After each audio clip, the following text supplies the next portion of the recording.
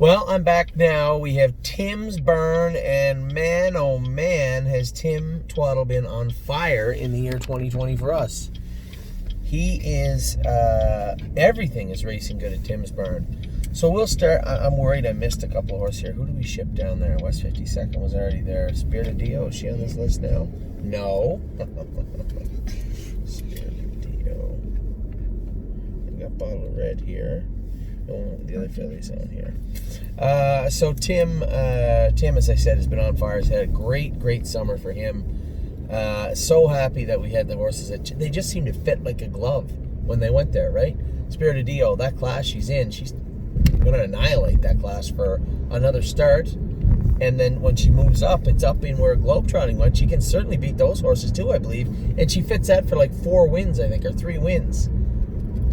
Right behind her, Path of Totality, Harness AM. Somebody said, where's Harness AM? Her class got moved to Friday, but Harness AM is coming behind them. And when she happens to clean them out, we can always spend that money and Compass Rose DC over there also. So Tim has definitely has some bullets for racing in Pennsylvania right now. So we're going to start with Captain's Maid. Captain's Maid, obviously, in a little tough. Apparently she's not ready to pace 51, I guess, at the Meadows. They went 51 last week in the Stallion Series, the Grassroots. Wow. She paced 55, fastest mile of her life. She's in to go, I don't know what day, but she's in to go this week. Johan is in to go on Tuesday. Now, we've made some shoeing changes with Johan. Got to get this guy squared away. You know, I've been very quiet with Johan because he had that injury in his left hind leg last year. So we haven't really been really aggressive with training or shoeing with him. Just wanted to keep him safe. But his attitude on the track, the last 2 starts or the last couple of 3-4 weeks, has made him, let's just say he's off the endangered species list. And if he continues to act in this manner, he will be finding somewhere else to race. So, Johan, I think, going through a lot of stuff, nothing serious. We did make some shoeing changes.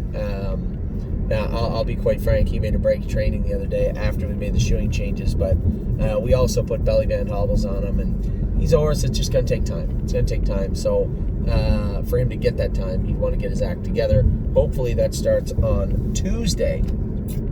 I'll Play It Alone will be coming in a week or so. We're just giving him a month off. I just wanted to kill some time where he could let him cool down, give him a month off. By the time we get him back to the races, that class is cleaned out a little bit. That 153 they're going will turn back into 155, 156, and we'll have a fresh horse ready to pace 155, 156. And I think that will work very, very well for us and for I'll Play It Alone. Stonebridge Simba is in to go Monday. Looks great. Looks to be in a good spot. Aaron Merriman's back up on him. I will be at a fair on Monday. Obviously, Aaron gets along with the horse great too, and the horse has been racing very, very good. So Stonebridge Simba's in Monday.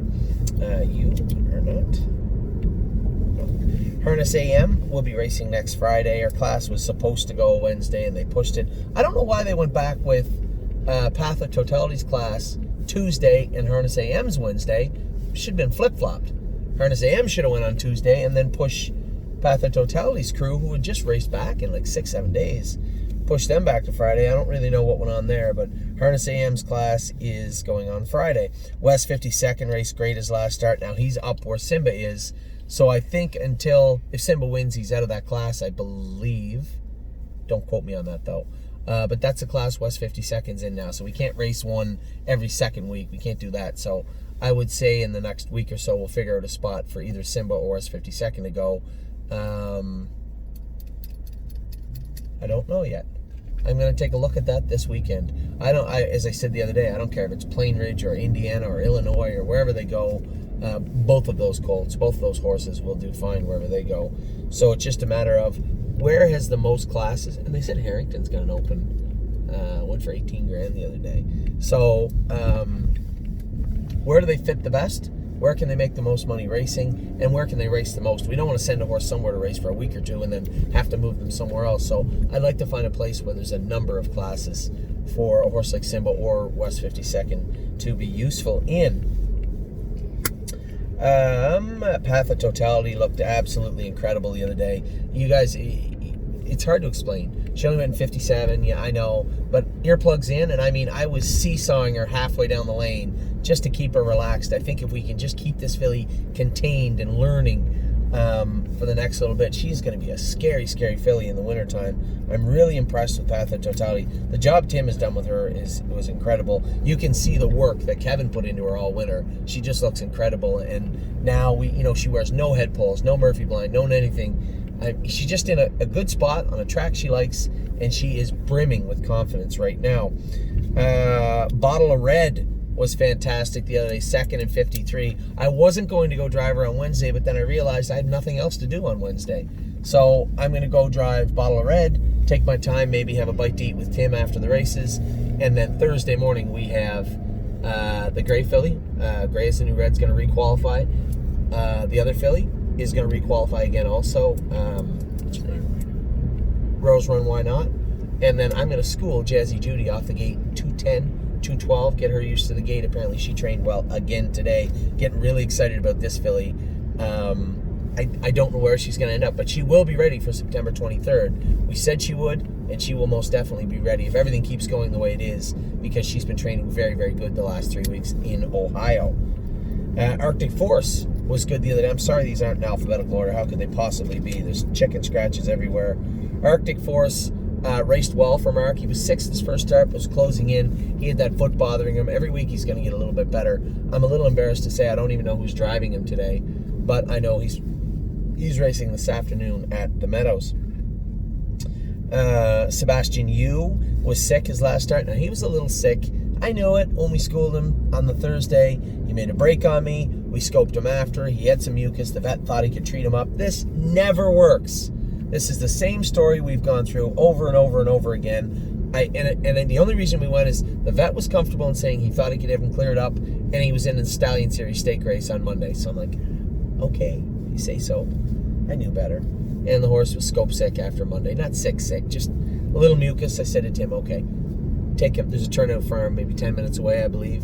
I said, just turn him out in the field for 4 days, bring him back in. We'll get him ready for a week from Wednesday back into that condition claiming level. There's nothing wrong with that. This horse will fit very, very good in there. Where we at? Beach Boutique. How'd I get to a B from an R to a J? Beach Boutique is in to go Wednesday. Now, Tim had said, well, if you're going to be here, you may as well drive Beach Boutique. No. You can put Dave Pallone back on Beach Boutique. I'm very happy to have Dave Pallone drive Beach Boutique. He gets along very, very good with her.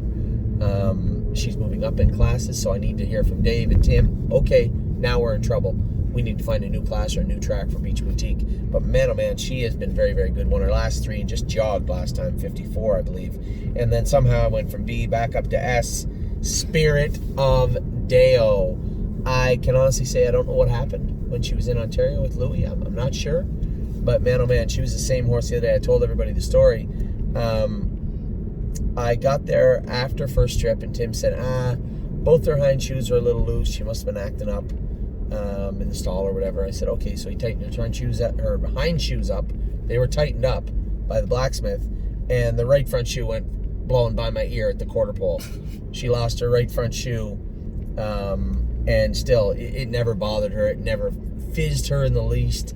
I moved her over at the 5/8 pole, just before the half, actually, and she just inhaled the field, and I just don't see her having any problems in Pennsylvania for quite some time. She was nothing short of awesome the other day. Very, very impressive filly. I told Tim going on the track, we had just raced globetrotting, and I said, don't get me wrong, I love globetrotting to death, and I think she's going to be better and better and better and better and better, and she's going to be an extremely good filly right through her 4-year-old season, I believe.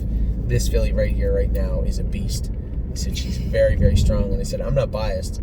I own shares in, Amy and I have shares in globetrotting. I love her to death and always have. But I don't have any shares in Spirit of Dio and never have. But she just is such an impressive filly. Big, big, powerful girl.